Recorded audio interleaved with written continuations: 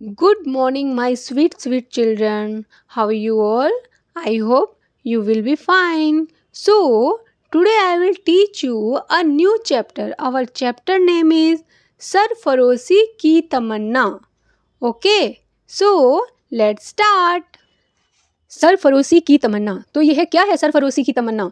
सरफरोश का मतलब होता है, पहले तो इस चैप्टर का मतलब समझेंगे कि आखिर होता क्या है, क्योंकि ये आपके लिए नया है। ठीक है, तमन्ना मतलब होता है इच्छा, और सरफरोश मतलब होता है सरफरोशी कि अपने देश के लिए हम बलिदान तक दे सकें। ठीक है, तो ऐसे देश के लिए बलिदान होने वाले क्रांतियों के अंदर ये सरफरोशी की भावना होती है। तो इसीलिए ये जो संस्मरण है एक, ठीक है, ये कहानी नहीं है, निबंध नहीं है, ये है हमारा संस्मरण। संस्मरण होता क्या है मैं आगे बताती हूँ, लेकिन ये कहानी संस्मरण जो है देश के जो बलिदान हो जाने वाले क्रांतियों के बारे में बात करती है। ठीक है, और क्रांतिकारियों के दिलों में जो जोश था, उमंग था, उसके बारे में बताती है। और इसको पढ़ने के बाद में हमारे मन में भी, हमारे दिलों में भी जोश और उमंग का संचार करती है।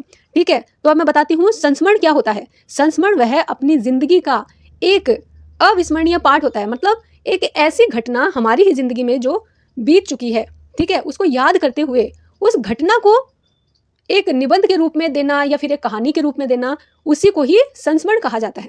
ठीक है, मतलब अपने ही जिंदगी का एक हिस्सा होता है, वो एक दिन का भी हो सकता है, 2-4 दिन का भी हो सकता है। ठीक है, तो उसी को संस्मरण बोला जाता है। संस्मरण मतलब उसको याद करते हुए, स्मरण मतलब याद करना, ठीक है ना, और संस्मरण मतलब अपनी घटना को याद करते हुए जो हम लिखते हैं वही संस्मरण है। आई होप समझ में आया होगा आपको। और यह संस्मरण लिखा किसने है? यह संस्मरण लिखा है एक स्वतंत्रता सेनानी मनमथ नाथ गुप्त ने लिखा है ये। ठीक है, उनके द्वारा रचित यह संस्मरण है। अभी इसमें क्या दिया गया है वही हम पढ़ते हैं। देखो, प्रस्तुत पाठ में स्वतंत्रता सेनानी मनमथ नाथ गुप्त के संस्मरण पर आधारित है। ये कौन से कांड की बात हो रही है? काकोरी कांड।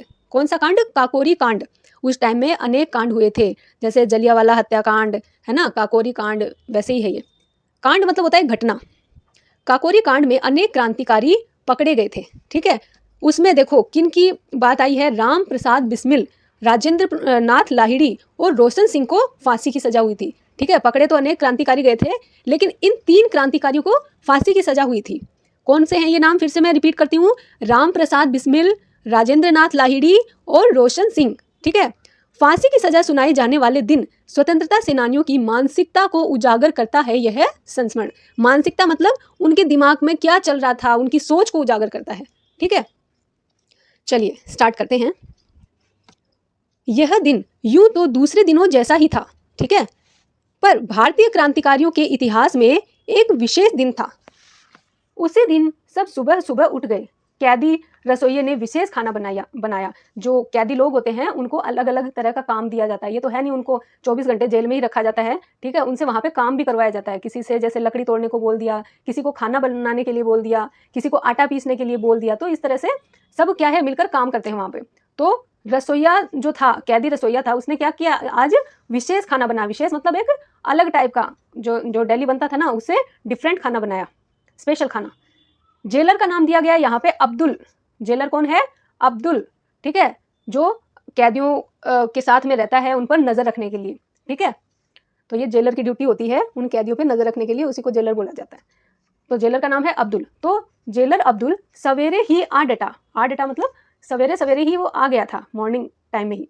रोज वह किसी का गाना सुनता था, किसी के साथ शतरंज खेलता था, पर आज वह चुप था। ठीक है, किसी ने उसे बैठने तक की जगह नहीं दी। मुझे लगा कि उसका चेहरा भी कुछ उदास था। यहाँ पे मुझे कौन है? जो ये संस्मरण लिख रहे हैं, मनमथ नाथ गुप्त ये बता रहे हैं, क्योंकि ये भी उन्हीं क्रांतिकारियों में थे, लेकिन इनको फांसी की सजा नहीं हुई थी। ठीक है, वैसे ही सजा इनको दे दी गई थी, फांसी की सजा नहीं हुई थी, तभी तो ये लिख पाए उस घटना को। तो ये बोल रहे हैं कि मुझे लगा कि उसका चेहरा भी कुछ उदास था। कैसा था? उसका चेहरा भी कुछ उदास था। किसका? जेलर का, जेलर अब्दुल का। न जाने क्यों हमें यह आभास हो चुका था। आभास मतलब एहसास, महसूस हो चुका था कि सूर्य के नीचे हमारा स्थान कहाँ है। आज वह जेलर था और हम कैदी। मतलब जैसे हम सूर्य की बराबरी नहीं कर सकते ना, तो वह दिल्ली तो हंसी मजाक करता था, हमारे साथ में खेलता भी था, शतरंज वगैरह, लेकिन आज वैसे उसके साथ फीलिंग नहीं आ रही थी, क्योंकि वो एक हाई पोस्ट पर था और हम क्या ठहरे? हम कैदी ठहरे। तो हमारे अंदर डिफरेंस था हम दोनों के बीच में, हम दोनों नहीं, यहाँ पे तो क्रांतिकारी बहुत सारे लोग थे ना, तो हम लोगों के बीच में डिफरेंस नजर आ रहा था उसको। क्यों नजर आ रहा था? देखो, क्योंकि आज ही का वह दिन था जब कैदियों को फांसी दी गई, जेलर को फांसी दी गई नहीं, इसीलिए उसने ये डिफरेंस महसूस किया है। साथ में ही रहते हैं लेकिन उनके कैदियों को, जो कैदी थे उनको कुछ को फांसी दी गई और कुछ को वैसे ही सजा दी गई थी, सजा देके छोड़ दिया गया था। आगे वो कहते हैं कि प्रतिदिन की तरह, प्रतिदिन मतलब हर रोज, प्रतिदिन की तरह सब खाने बैठे तो बिस्मिल को ख्याल आया कि आज अनुष्ठानिक तरीके से भोजन करना चाहिए। अनुष्ठानिक तरीका मतलब नियम पूर्वक, ठीक है, नियम से भोजन करना चाहिए। तो इसके लिए क्या किया गया? जेलर के घर से एक बड़ा सा थाल मंगवाया गया, ठीक है, थाल मतलब होता बड़ी वाली थाली, बहुत बड़ी थी वो। सब उसके चारों ओर बैठ गए, ठीक है, मतलब जैसे हम घर में एक साथ खाना खाते हैं ना, वैसे ही उस बड़े से थाल के अंदर वो विशेष जो खाना बना था वो परोसा गया और सब लोग उसके चारों तरफ बैठ गए, ठीक है। कुछ को जगह भी नहीं मिली, ठीक है, इतने सारे कैदी थे, थाल छोटा पड़ रहा था तो कुछ को जगह भी नहीं मिली। हर हाल में सबने उसी थाल में से 2-2 टुकड़े खाए, ठीक है, मतलब जैसे तैसे करके, जगह मिली हो या ना मिली हो, लेकिन जैसे तैसे करके सबने 2-2 टुकड़े उसमें से खाए। प्राचीन काल से ही इस प्रकार के अनुष्ठानिक रूप से भोजन करने का बहुत महत्व रहा है। प्राचीन काल मतलब पुराने समय से ही, ठीक है, इस तरीके का नियम पूर्वक जो खाना खाया जा रहा है उसका बहुत महत्व मतलब इंपॉर्टेंस रहा है।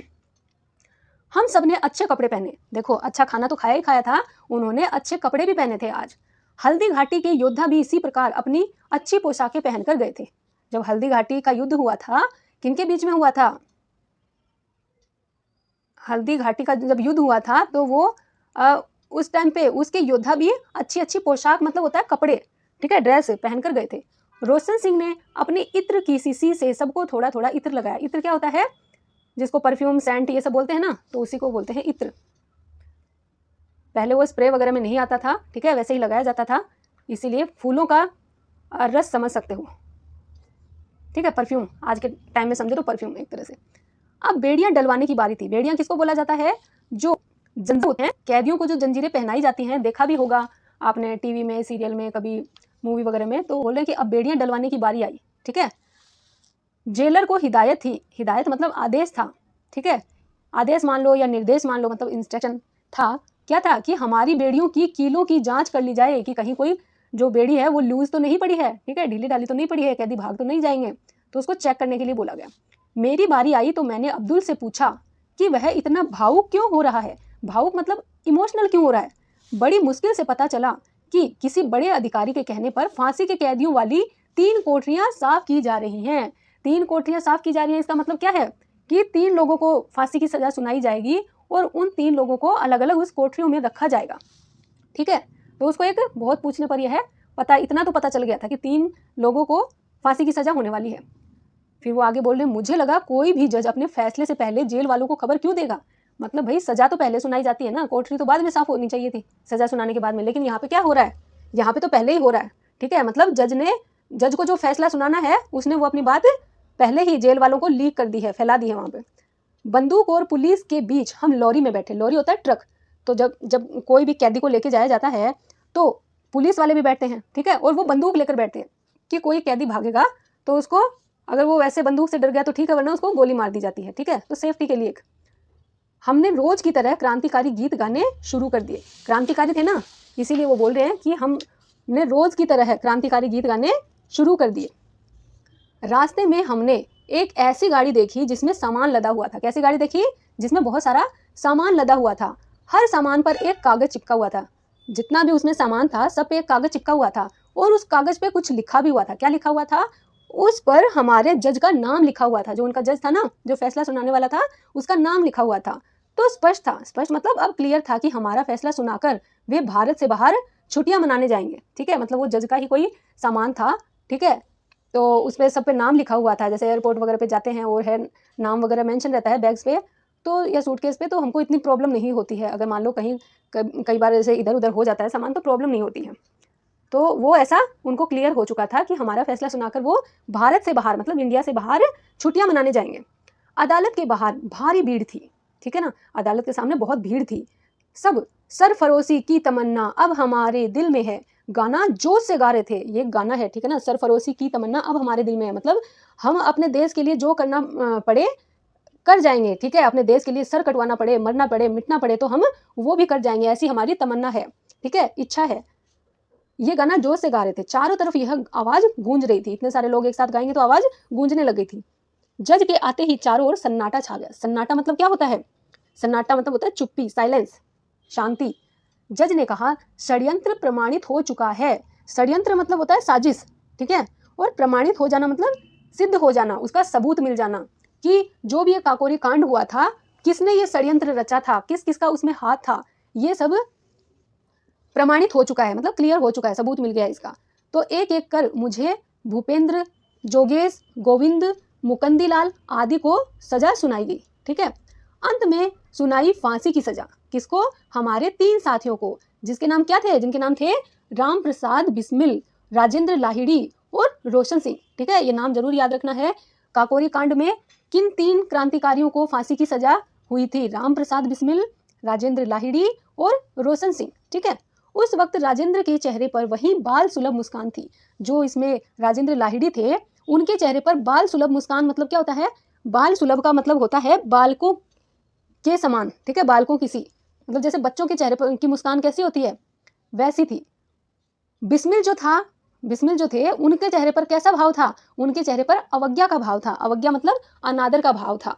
जो ये उनको फांसी की सजा सुनाई जा रही है, तो जेलर के खिलाफ और जो जज है उनके खिलाफ कैसा? अवज्ञा मतलब अनादर का भाव था। और रोशन सिंह ने हंसते हुए हमें ऐसे देखा, जो रोशन सिंह है वो हमें ऐसे देख रहे हैं स्माइल करते हुए, जैसे कि वे तो सीधे स्वर्ग चले और हम रह गए यहाँ पे, ठीक है ना। जैसे वो तो स्वर्ग जा रहे हैं भाई, उनको स्वर्ग का रास्ता मिल चुका है और हम यहीं पे रह गए, इस तरीके से भाव से देख रहा था। और हम सब उसकी आंखों में आंसू भरे थे, हम सबकी आंखों में आंसू भरे थे, ठीक है। जिनको फांसी नहीं हुई थी उनकी आंखों में आंसू भरे थे। क्यों? क्योंकि हम जानते थे कि यही हमारी अंतिम मुलाकात है, मतलब लास्ट उनका मिलना जुलना है ये, ठीक है। उसके बाद में तो उनको फांसी की सजा हो ही जाएगी, है ना। तो आई होप ये चैप्टर आपको समझ में आया होगा। अगर फिर भी कुछ प्रॉब्लम होती है तो प्लीज़ मुझे कमेंट करके ज़रूर पूछें, ठीक है। और मेरे इन वीडियो से अगर आपको हेल्प मिलती है तो please please please subscribe, like ज़रूर करें। इससे मुझे भी थोड़ा, मेरा भी मोटिवेशन बढ़ता है। Okay, so bye bye, thank you.